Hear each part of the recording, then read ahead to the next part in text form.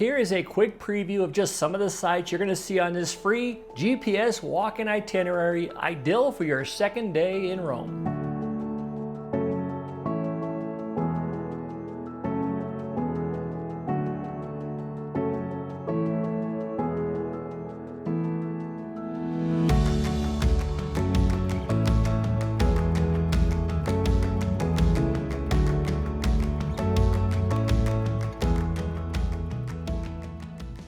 This itinerary starts at the Colosseum, but before heading to the Colosseum, we're going to grab breakfast. We're going to go to a nearby pastry shop called Regoli. It's a Pasticeria Regoli, and it's fantastic. If you don't know what to order, I recommend the maritozzo. It's a pastry that's filled with cream. They're fantastic. It's a Roman favorite, but really anything is awesome at this place. You can get coffee, juice, and get fueled up before we head over to the Colosseum. That's where we're going to start this itinerary.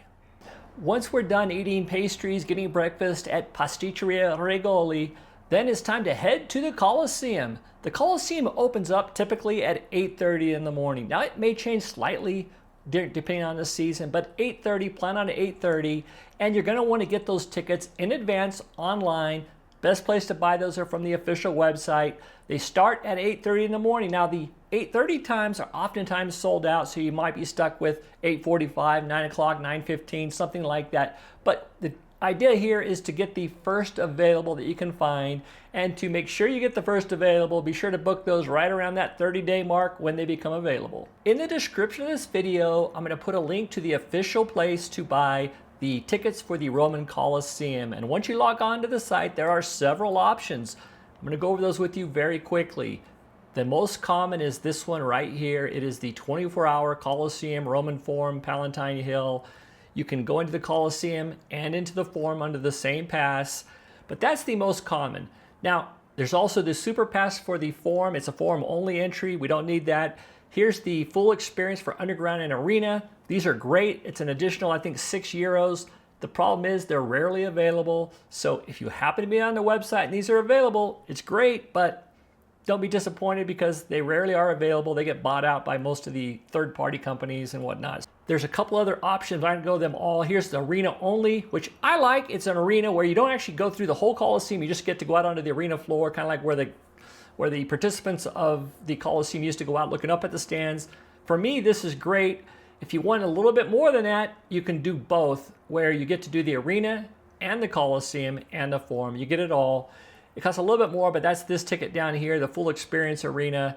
And then there's some other options, such as a night at the Colosseum if you want to see the Colosseum at nighttime, which would be really cool. It's only seasonal, but a super great experience.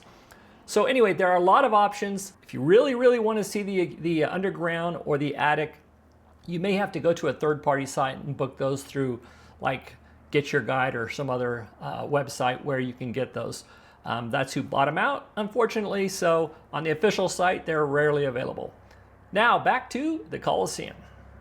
Once we're ready to leave the Colosseum, the GPS is then going to direct us down a very cool street called Via of the Imperial Forum. As you walk down this street, you're going to get great views of the Roman Forum, Trajan's Forum. As you walk down, you'll run into several street performers. It's just a really fun walk.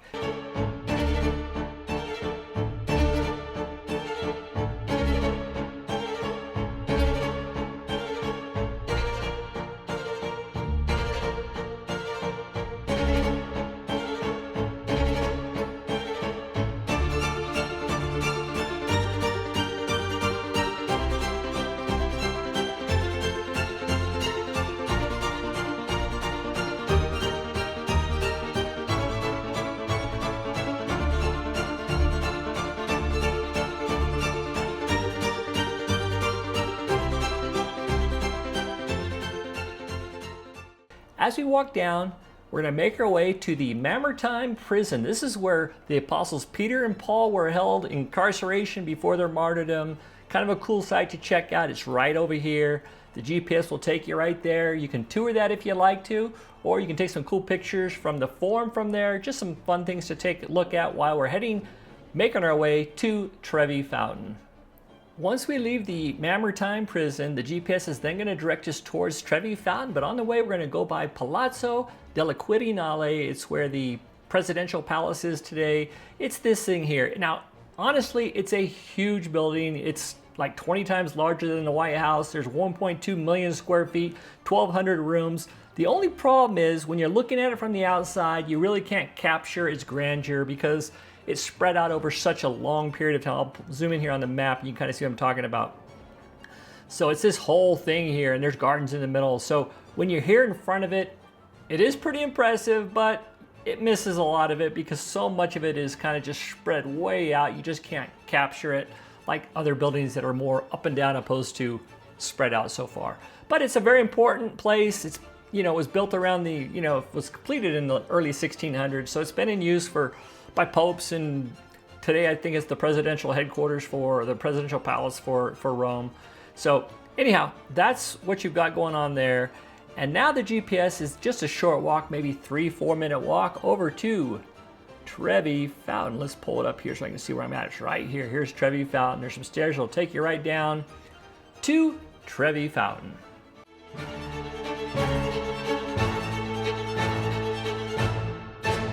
After visiting the Colosseum, then over to the Trevi Fountain, you're probably getting hungry, and I've got a great suggestion for you, especially if you get here before 11:30, something like that in the morning. Be sure to check out our travel guide. It has interactive maps to some of the best food in Rome, a 70+ page PDF, and hours of helpful video. I'll put a link to it in the description with a discount code where you can pick it all up for right around $20. There's a place called Pane e Salame. It's just a short walk from Trevi Fountain, 3-4 minute walk, and it's got charcuterie style food, charcuterie style cheese and meat spreads, sandwiches, salads. It's fantastic. It's reasonably priced, and in my opinion, probably the best charcuterie in all of Rome. It really is fantastic. So you can sit down there and eat. It's a small restaurant, but they do have some patio dining as well. You can jump in there. If it's completely crowded, then I do recommend you maybe get something to go from them, take it out, and I'll show you. Here is where the, it's just right down this aisle here, I'll show you. So the restaurant is located right here. See, here's Trevi Fountain. It's just a block and a half away. It's called Pane e Salame. And if it's super crowded, let's say you got there at 12:30, and there's, you know, now an hour wait, you don't want to wait. What you can do is you walk inside, tell them that you want to take some food to go, and you just take your food and then you walk straight down this road. Now from here down this road to this square here is less than 5 minutes. And what's great about this square here, there's lots of benches, plenty of them. They'll never, you know, be all used at one time. There's so many nice benches just to sit down and enjoy your lunch on the bench. It's a nice little square. It's peaceful. So that's what I recommend you do before heading to the Spanish Steps. Now, once we're ready to head to the Spanish Steps, whether you ate at Pane e Salame or you took your food out here to go into the square, then the Spanish Steps is just a short walk. It's over here. So let me show you here. We're going to zoom in here. This is the Spanish Steps as we come up here. So the GPS will take you right here. It's great to take the steps, walk to the top.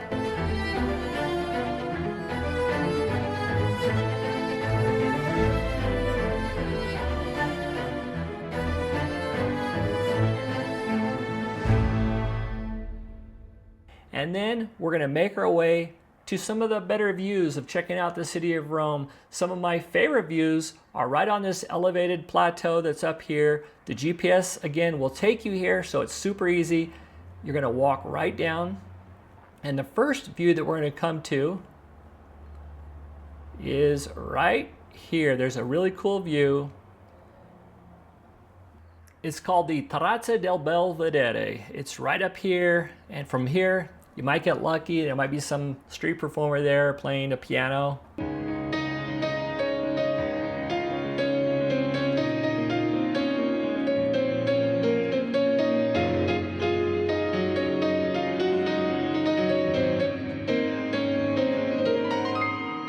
I've been there several times, and there's various street performers. Sometimes somebody, you know, singing opera, whatever. It's such a great view of Rome.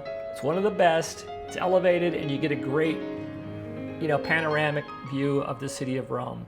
From here, we're gonna walk a little bit further down, not much further at all. There's another, this is a more famous square or a more famous outlook called Piazza del Pincio. It's one of Rome's most popular squares to get a view of Rome.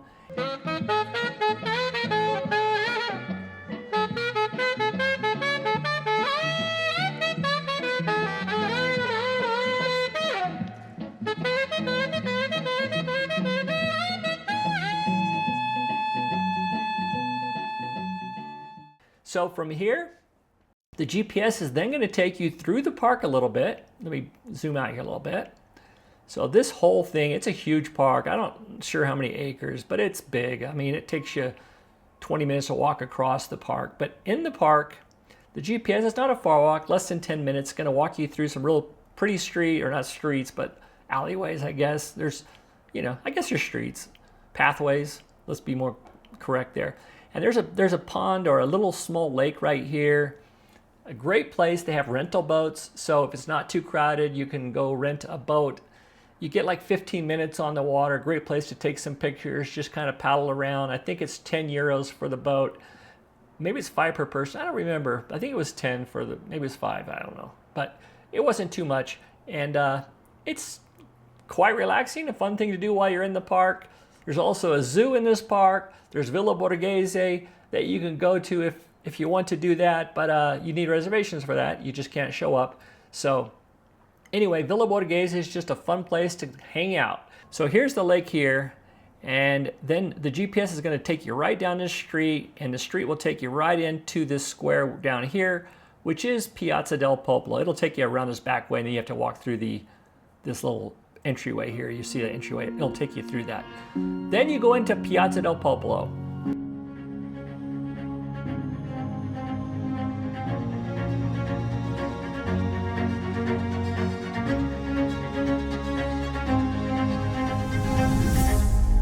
Once you make your way to Piazza del Popolo, I have 2 good options for you. Depending on when you started and how this itinerary is going for you, it may be 3, 4 in the afternoon, you may be hungry. And if so, there are lots of great restaurants and stuff all on these streets here. The main road here is Via del Corso, and then there's these other 2 streets that fan out here, all of which have great shopping, lots of restaurants, boutique shops. I wouldn't say it's high-end shopping, not like Prada and Gucci and Louis Vuitton. That's over by the Spanish Steps. This is more the everyday shopping, kind of like a regular shopping mall, but outdoor on the streets. Lots of fun restaurants to explore, places to grab food. So if you're into shopping, that's where I'd spend my evening. I'd come down here and just kind of walk these streets, get lost along these streets, checking out all the little shops. Another option, which if you want something a little more relaxed, a little more quiet, and I've done this in other videos, but this is where I would then hop on the metro. Here is the metro station. It's right here next to Piazza del Popolo. There's a metro station right here. You're on the A line. I would hop on the A line and I'd head towards the station Anagnina. That's the end station for the A line, heading, I think it's south. But I would head towards Anagnina and I'd hop off at Porta Furba. From the station at Piazza del Popolo to Porta Furba is probably around 20 minutes. If you hop off at Porta Furba, then you can walk into Aqueduct Park. I'm going to put a link to a self-walking, self-guided GPS, tour that you can take. It'll take you right from Porta Furba, right through Aqueduct Park. You're going to walk past magnificent aqueducts. You're going to walk past a nice little restaurant in the beginning. It's kind of in the park there. And then you'll make your way over to another metro station. It's about 2.5 to 3 mile walk. It'll take you about an hour, maybe a little bit more. And it'll probably take you more than that because you're gonna have such a good time. You're gonna wanna take a lot of pictures and just enjoy the atmosphere and all of the vistas. So, budget 2 or 3 hours and you're gonna have a great evening. At the very end, it'll take you to another metro station called Subaugusta. It's on the same metro line. And you're gonna head to the Termini station from there at the end of the day, back to the center of the city. But trust me, a visit to Rome wouldn't be complete without a walk through Aqueduct Park. It is one of probably my number one thing to do when I'm in Rome. I've been out to Aqueduct Park. We go out there almost every week. It's fantastic. Every time it's a new experience. Every time it's very enjoyable. And the evenings are ideal, especially in the summer, because it can get hot in Rome, and going out to the park in the evening, things start to cool off and you just can really enjoy, and the escape from the crowds, you know, can really be needed at times, especially in peak season. Just being able to get out there and breathe some fresh air and just hear some birds and trains and different things, opposed to, you know, all of the chaos in the city center. So get out to Aqueduct Park is my opinion.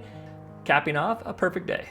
If you enjoy videos about Rome, our channel is all about Rome, how to help you have a great time when you're in Rome. Consider subscribing. We'll do our best to help you out, and you subscribing really does help us out. Thank you for sticking around to the end of the video. Now coming up is a video I did a while ago. It didn't do that well on the algorithm. I think it's one of my better videos. It's about all the great views in Rome. If you're unfamiliar, Rome was originally built on 7 hills, so there are a lot of great views. Check the video out if that interests you. To the next one. Alla prossima. Ciao.